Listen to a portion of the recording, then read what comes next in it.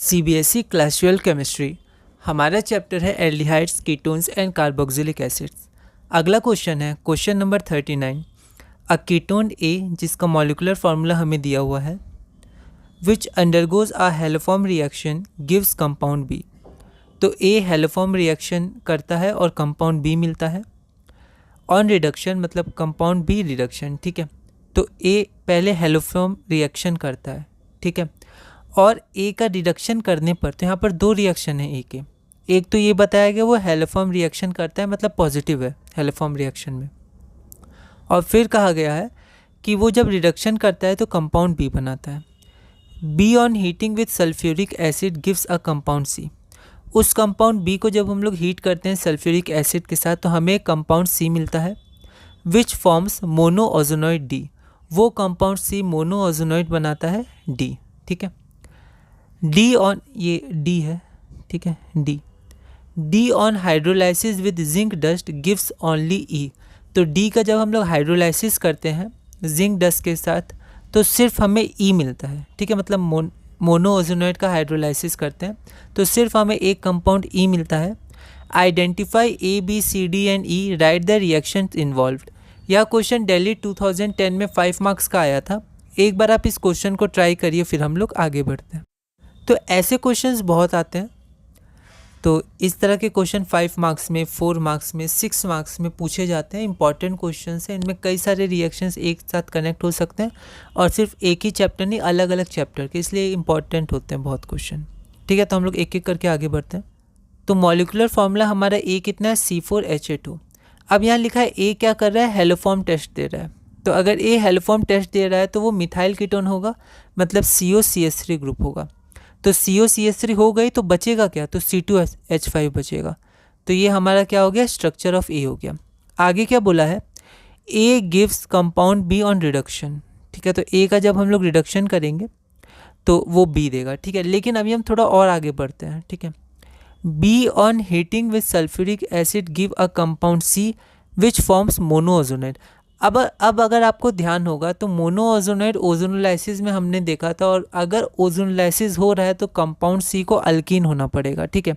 देखिए ए रिडक्शन करेगा तो बी देगा, बी हीट होगा H2SO4 के साथ तो सी देगा, ठीक है।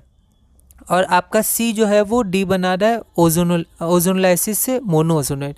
ओजोनोलाइसिस दिया तो नहीं है पर यहाँ पर ओजोनोलाइसिस हो रहा होगा क्योंकि मोनोओजोनाइड बन रहा है। मतलब ओजोनोलाइसिस रिएक्शन कौन देता है, तो अल्कीन देता है। तो जो आपका यहाँ पर सी है वो सी अल्कीन है, ये पता चल गया, ठीक है। अब हम लोग रिवर्स जाते हैं। अब सी अल्कीन है और वो H2SO4 के संग हीट हो रहा है, मतलब डिहाइड्रेशन ऑफ एल्कोहल, ठीक है। मतलब बी अल्कोहल होगा, ठीक है। और बी अल्कोहल है तो वो रिडक्शन, हाँ रिडक्शन में दे सकता है। ए हमारा क्या है, कीटोन है, तो वो रिडक्शन में अल्कोहल देगा।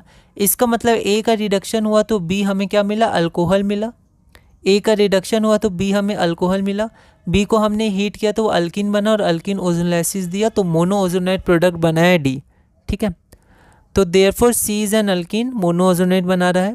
सी कैसे बनेगा, तो dehydration of alcohol in the presence of H2SO4, क्योंकि H2SO4 दिया हुआ है और बी हमारा क्या है, तो बी हमारा अल्कोहल हो गया, तभी वो डिहाइड्रेशन करके सी फॉर्म करेगा अल्किन, जो मोनोओजोनाइड फॉर्म करेगा। तो ये आपके रिएक्शंस हो गए।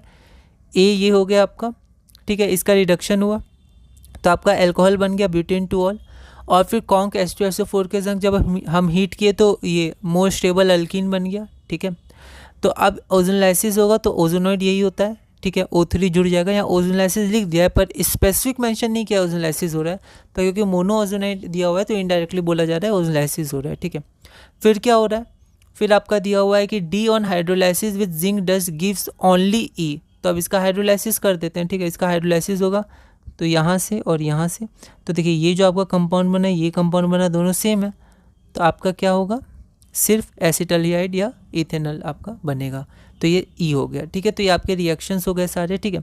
एक और रिएक्शन रह गया, उसको आप ध्यान दे सकते हैं कि सबसे पहले लिखा था कि ए हेलोफॉर्म टेस्ट दे रहा है, तो उसका रिएक्शन हमने नहीं लिखा था, तो यहाँ हम लिख देते हैं ए हेलोफॉर्म आयोडोफॉर्म दे रहा है, ठीक है। अब हेलोफॉर्म लिखा हुआ था पर आयोडोफॉर्म हमने पढ़ा है, तो आयोडोफॉर्म टेस्ट दे रहा है, तो आपका यहाँ पर ये रिएक्शन हो जाएगा। आप इसको बैलेंस कर सकते हैं, ये येलो पीपीटी होता है आयोडोफॉर्म का, ठीक है।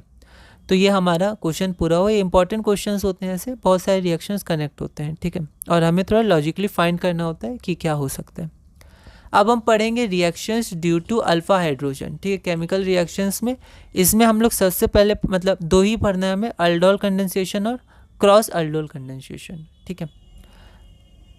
यहाँ पर 2 बार हो गया, तो यही है कि reaction due to alpha hydrogen, ठीक है। तो ये हमारा क्वेश्चन नंबर 40 है। हमने क्वेश्चन नंबर 39 तक पूरा किया। एक बार आप इस क्वेश्चन नंबर 40 को खुद ट्राई करिएगा, अगली वीडियो में हम इसे सॉल्व करेंगे।